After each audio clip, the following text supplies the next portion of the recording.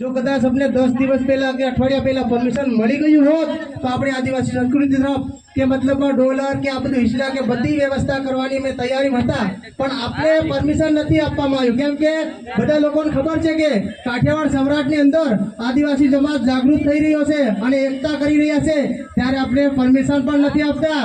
પણ એ લોકોને ખબર નથી કે આ ભારત દેશના મૂળ માલિક એટલે આદિવાસી કે નહીં.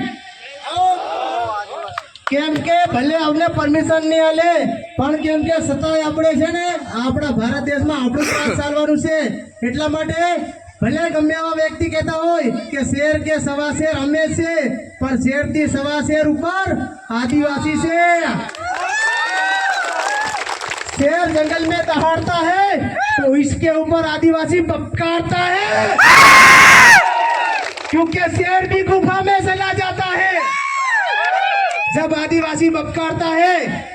तो दोस्तों કેમ કે કાઠિયાવાડ સૌરાષ્ટ્રની અંદર આપણે રાતે 8, 9, 10 વાગે 4-5 જણાની ફરી હકતેલા પેલા પણ આપણા ભાઈઓની એકતા છે કે આપણે કાઠિયાવાડ સૌરાષ્ટ્રની અંદર આપણે ભંગુરિયા મેળો રાખ્યો છે. પેલા તમે સાંભળેલું કે આવું બધું છે? આમાં કઈ નથી ને.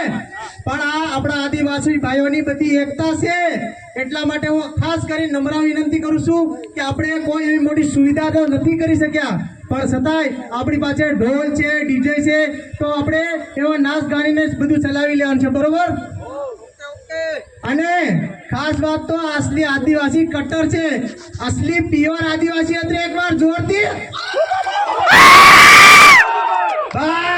ખબર પડી જાવ છે ટંકારાની અંદર આદિવાસીનો મેળો હતો. હવે ખૂણે ખૂણેથી ખબર પડી ગઈ કે બધા મારા હારા આદિવાસી એટલે જંગલના ટાઈગર હો શેર.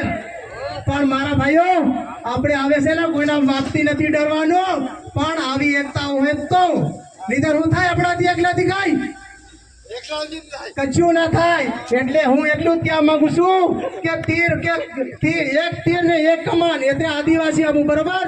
એટલે ભલે ગમે એવા હોય પણ આપણે આદિવાસી ભાઈઓને આદિવાસી બનીને એકતા કરી રાખવાનું છે. 10 વર્ષ પહેલા કાઠિયાવાડ સૌરાષ્ટ્રની અંદર આપણા આદિવાસી ભાઈ એમ કોઈ કહેવા નથી આવતા કે અમે આદિવાસી છે, ખબર? પણ આજે સાથી ઠોકીને બપકારીને કે હમ અસલી જંગલના આદિવાસી.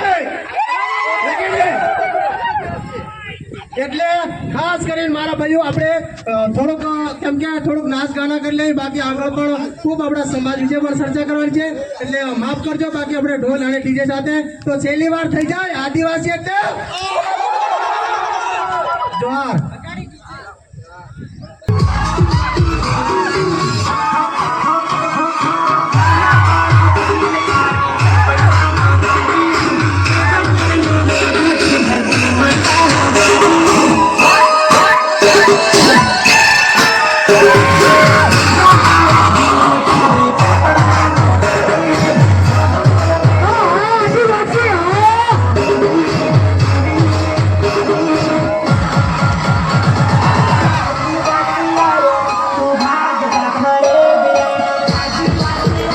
Enjoy.